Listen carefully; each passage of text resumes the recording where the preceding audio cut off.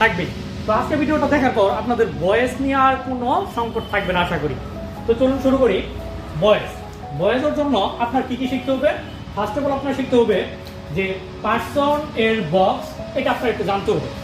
তো ভয়েস করতে গেলে আপনার কিছু পার্সনের বক্সগুলো আপনার জানতে হবে।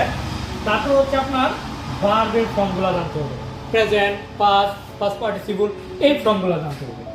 তৃতীয় যে কাজ, এটা হচ্ছে আপনার অবজেক্ট, কোনটুকু অবজেক্ট এবং কোনটুকু বাকি অংশ, এইটুকু কিন্তু আপনার জানতে হবে। যদি আপনি তিনটা জিনিস পারেন, ভয়েস নেওয়ার কোনো সমস্যা হবে না আপনার। তো চলুন প্রথম কাজটা শুরু করি। পার্সনের ফর্ম দেখেন, পার্সন আমরা জানি কত প্রকার? 3 প্রকার আমরা পড়ছিলাম গত ভিডিওতে, first person, second person, third person.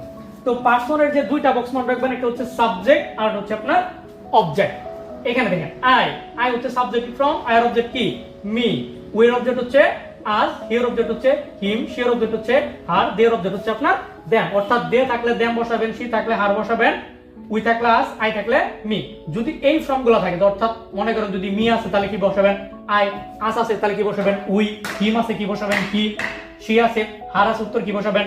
C. এইভাবে আপনার এই বক্সটা একটু নোট করে নিতে হবে, ঠিক আছে?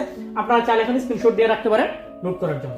প্লাস আপনার যে বিষয়গুলো লাগবে সেটা হচ্ছে ভার্বের ফর্ম, অবজেক্ট এবং বাকি অংশ, সাথে একটা বেসিক রুল। এই কয়েকটা জিনিস, এই সরঞ্জামগুলো যদি আপনার থাকে, তাহলে কিন্তু আপনার আর ভয়েস নিয়ে, অর্থাৎ অ্যাক্টিভ থেকে প্যাসিভ নিয়ে আর কোনো সমস্যা নাই। আজকে আলোচনা করবো জাস্ট আপনার কি থেকে অ্যাক্টিভ থেকে কিভাবে আপনি প্যাসিভ করবেন, এটা নিয়ে শুধু আলোচনা আজকে। পরের ভিডিওতে অবশ্যই আলোচনা করবো অ্যাক্টিভ কিভাবে করবেন।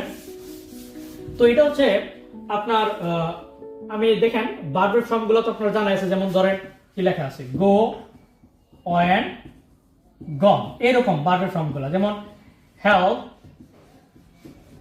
Help, help. এই ভার্বের ফর্মগুলো কিন্তু আপনার একটু মুখস্থ করে নিতে হবে, ঠিক আছে?